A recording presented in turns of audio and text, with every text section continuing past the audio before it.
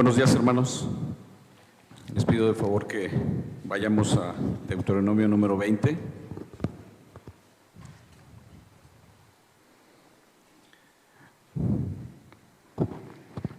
Dice la palabra del Señor: Cuando salgas a la guerra contra tus enemigos, si vieres caballos y carros y un pueblo más grande que tú, no tengas temor de ellos, porque Jehová tu Dios está contigo, el cual te sacó de la tierra de Egipto.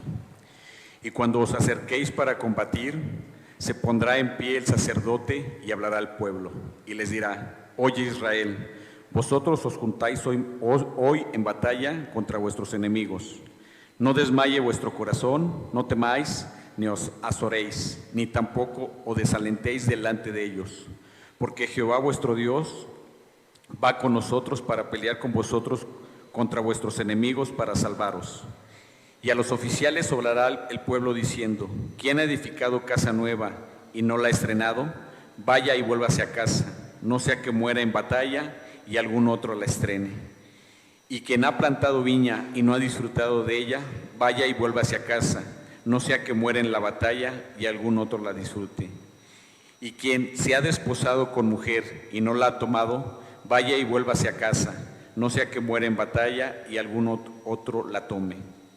Y volverán los oficiales a hablar al pueblo y dirán: ¿quién es hombre medroso y pusilánime? Vaya y vuélvase a casa, y no apoque el corazón a sus hermanos como el corazón suyo. Y cuando los oficiales acaben de hablar al pueblo, entonces los capitanes del ejército tomarán el mando a la cabeza del pueblo. Cuando te acerquéis a una ciudad para combatirla, la intimirás la paz. Y si respondiere paz y te abriere todo el pueblo que en ella fuere hallado, te será tributario y te servirá. Mas si no hiciere paz contigo y emprendieres guerra contigo, entonces la sitiarás. Luego que Jehová tu Dios la entregue en tu mano, herirás a todo varón suyo a filo de espada. Solamente las mujeres y los niños y los animales y todo lo que hay en la ciudad, todo su botín tomarás para ti, y comerás del botín de tus enemigos, los cuales Jehová tu Dios te entregó. Así harás a todas las ciudades que estén muy lejos de ti, que no sean de las ciudades de estas naciones. Pero de las ciudades de estos pueblos que Jehová tu Dios te da por heredad, ninguna persona dejarás con vida, sino que los destruirás completamente: al Eteo, el Amorreo, el Cananeo, el Fereceo, el Heveo y el Jebuseo, como Jehová tu Dios te ha mandado, para que os enseñen a hacer no os enseñes a hacer según todas las abominaciones que ellos han hecho para sus dioses, y pequéis contra Jehová vuestro Dios. Cuando sities a alguna ciudad peleando contra ella muchos días para tomarla, no destruirás a sus árboles metiendo hacha en ellos, porque de ellos podrás comer, y no los talarás, porque el árbol del campo no es hombre para venir contra ti en el sitio. Mas el árbol que sepas que no lleva fruto podrás destruirlo y talarlo, para construir baluarte contra la ciudad que te hace la guerra hasta sojuzgarla. Amén. Hermanos, un peligro que tenemos en esto de hacer breves meditaciones es la dificultad de hablar de una manera muy superficial del pasaje que tenemos. Es un pasaje difícil. El tema de la guerra en el Antiguo Testamento es un tema en el que deberíamos pensar con mayor profundidad. No es un tema fácil de tratar. ¿Por qué Israel tendría leyes sobre la guerra si la guerra es uno de los eventos más catastróficos, más dolorosos, más angustiantes que existen después de la caída? En el caso de la Biblia y de Israel, son un tema difícil de explicar, y no pretendo dar una explicación exhaustiva en esta mañana, pero sí un marco que nos ayude a entender algo del pasaje y la relación que éste tiene con el Nuevo Testamento. En primer lugar, me gustaría que noten, o que recuerden más bien, que para entrar a la tierra prometida, Israel tendría que luchar para sacar a los pueblos de allí. Piensen otra vez en el contexto de Deuteronomio. El último sermón de Moisés, el pueblo está cerca de entrar a la tierra prometida y Moisés les está enseñando qué es lo que tienen que hacer para pasar a esa tierra y poder poseerla como una herencia perpetua. Eso incluía, por supuesto, leyes para la guerra. En Deuteronomio, y desde antes, de hecho, podemos ver que Israel era el instrumento de la justicia de Dios para ejecutar sus juicios en esa región. Una vez que el pecado de esos pueblos que estaban allí, que vivían en idolatría, practicando toda clase de cosas abominables, como lo hemos visto ya en Deuteronomio, incluyendo el sacrificio de sus propios hijos, quemándolos, entregándolos a sus dioses. El Señor había determinado que fuera Israel quien iba a poseer esta tierra, y lo iban a hacer destruyendo a los habitantes de allí. Los habitantes de Canaán iban a recibir el juicio de Dios, y por la misericordia de Dios Israel iba a obtener las promesas. La dirección más importante que encontramos para la batalla aquí es la confianza en Dios. ¿Y por qué es esto? Hay varias razones, pero una de ellas es que Israel tendría un ejército mucho menor y con capacidades mucho más pequeñas. Vean el versículo 1, por favor. Cuando salgas a la guerra contra tus enemigos, si vieres caballos y carros y un pueblo más grande que tú, no tengas temor de ellos, porque Jehová tu Dios está contigo, el cual te sacó de tierra de Egipto. Los enemigos serían mayores, los enemigos estarían armados. Israel no se iba a caracterizar por tener caballos ni carros, a diferencia de lo que había visto en la tierra de Egipto, por ejemplo. Pero el éxodo, hermanos, sería el evento paradigmático que le recordaría a Israel: Dios está con nosotros. Cuando no teníamos ni siquiera un ejército, Dios nos sacó de esa tierra, y por su poder Él hundió a Faraón y a sus carros en las aguas. Ese evento debía recordarle a Israel qué clase de confianza podemos tener en nuestro Dios, que nos rescató cuando nosotros éramos nada. Además, el sacerdote, nos dice el versículo 2, tenía que dar un mensaje al pueblo antes de la batalla. ¿Y de qué trata ese mensaje? Vean el versículo 3. Y les dirá: oye, Israel, vosotros os juntáis hoy en batalla contra vuestros enemigos. Y encontramos 4 imperativos aquí. No desmaye vuestro corazón, no temáis ni os azoréis, ni tampoco os desalentéis delante de ellos. ¿Cuál es la razón por la que se dan estos imperativos, estos mandamientos? Porque Jehová vuestro Dios va con vosotros para pelear por vosotros contra vuestros enemigos, para salvaros. Y esto es algo que en realidad hace más difícil el tema, porque el Señor mismo está respaldando esta guerra. Su presencia está respaldando esta guerra. Pero el sacerdote le dice al pueblo que esa es la razón por la que debían confiar, porque Dios estaba con ellos. Además, había ciertas provisiones que indican el propósito de Dios de que su pueblo disfrutara una buena vida. Había ciertas concesiones, en el caso, por ejemplo, si alguien había comprado una casa, si alguien había plantado una viña, o si alguien acababa de casarse, para que no fuera a la guerra en ese momento, sino que disfrutara eso y después pudiera unirse a las filas del ejército. Y es que esas son bendiciones que Dios concede también en su creación. Y por último, encontramos una provisión para que los cobardes no estuvieran presentes. Y es que, hermanos, como pasó con los espías que habían traído su informe en un principio, que hicieron dudar al pueblo, el pueblo ahora no podía tolerar que alguien apocara el corazón o disminuyera el ánimo de sus hermanos. Pero lo que quiero que vean es que la estrategia principal era entonces la confianza en el Señor.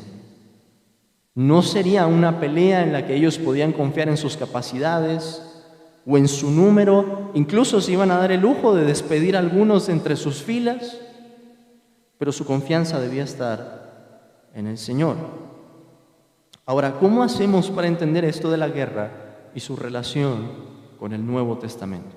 De nuevo, no voy a dar una explicación muy grande, algo somero, pero algo que espero que nos ayude. En primer lugar, ya he dicho que Israel estaba siendo utilizado como un instrumento de justicia. Algo que vemos no solamente en los libros de la ley, sino también en los profetas. En el momento en que Israel peca, dice, por ejemplo, el profeta Isaías, que Dios iba a levantar a Asiria y que Asiria iba a ser esa vara con la que Dios iba a traer justicia y disciplina sobre su propio pueblo Israel. Hermanos, Dios es el Señor de las naciones y Él las utiliza como Él quiere para traer sus juicios. Pero más aún, quiero que piensen en esto. Israel, hermanos, era un Adán tipológico.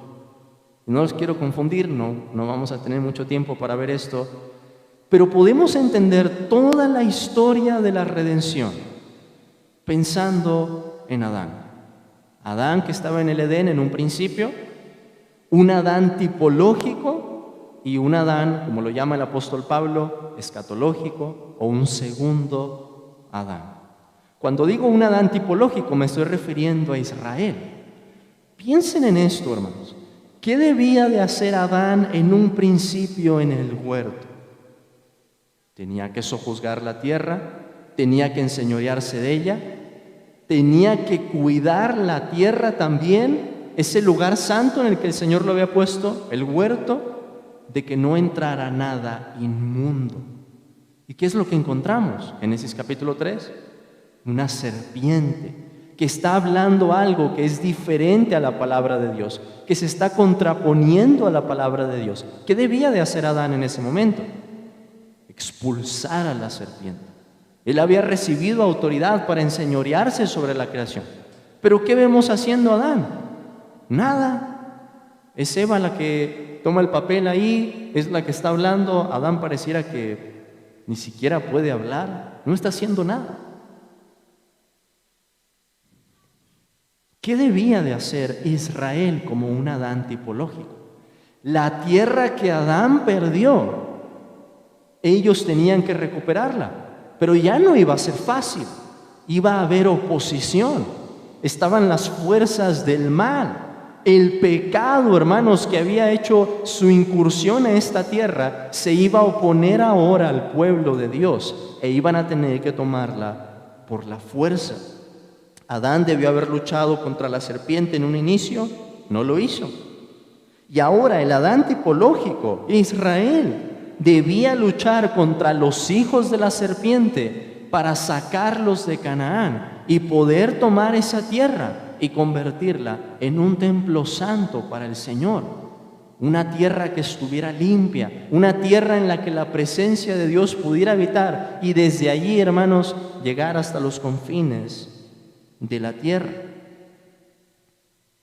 ¿Qué es lo que pasa más adelante en la historia de la redención? El último Adán, nuestro Señor Jesucristo, es quien logra vencer a la serpiente. ¿Qué quiero decir, hermanos, con esta idea de que Israel es un Adán tipológico?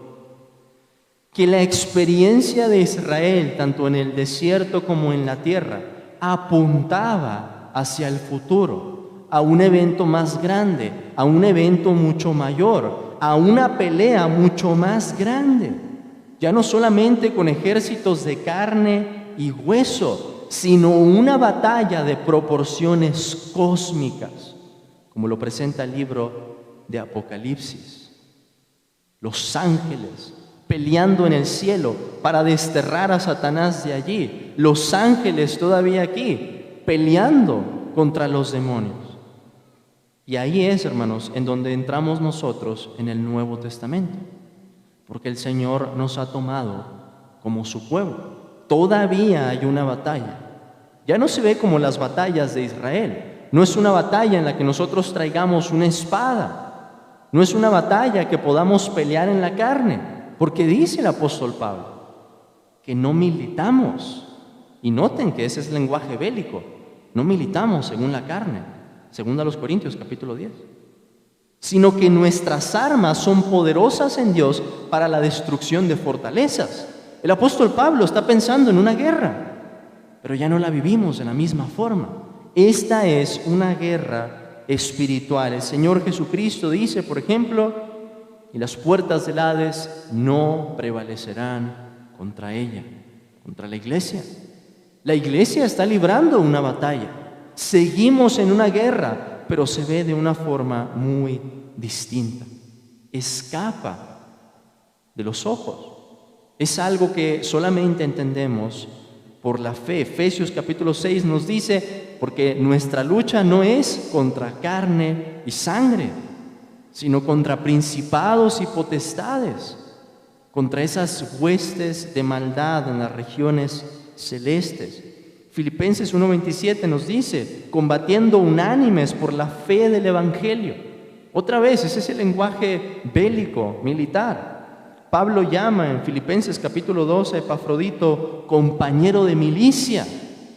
¿En qué está pensando, hermanos, el apóstol Pablo? ¿En qué guerra? En una guerra que se libra de forma espiritual. La guerra en el Antiguo Testamento entonces era apenas una sombra, una flecha, hermanos, que apuntaba hacia el futuro. Un futuro en el que las batallas que libramos son espirituales. Dios nos ha tomado como su ejército. Los cristianos somos soldados de Cristo.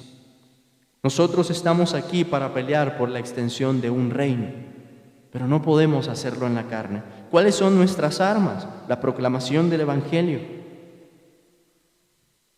la oración ferviente y el amor al prójimo. Esa es la forma en que nosotros peleamos y buscamos que el reino de nuestro Señor se extienda en este mundo. En resumen, hermanos, de este pasaje podemos aprender que Dios quiere que su iglesia en el Nuevo Testamento tenga buen ánimo en la batalla y que seamos valientes por Cristo.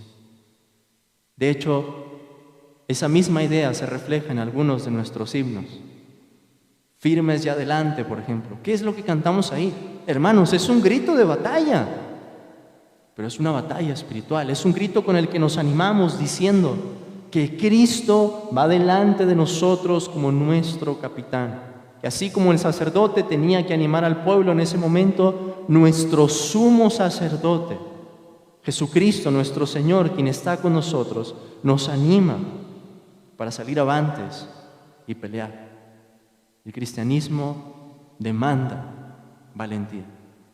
Hermanos, en esta mañana recordemos que por la gracia de Dios hemos sido llamados a la salvación, a la vida eterna, a disfrutar de las mayores bendiciones, pero que mientras estamos en esta tierra, la batalla no ha terminado.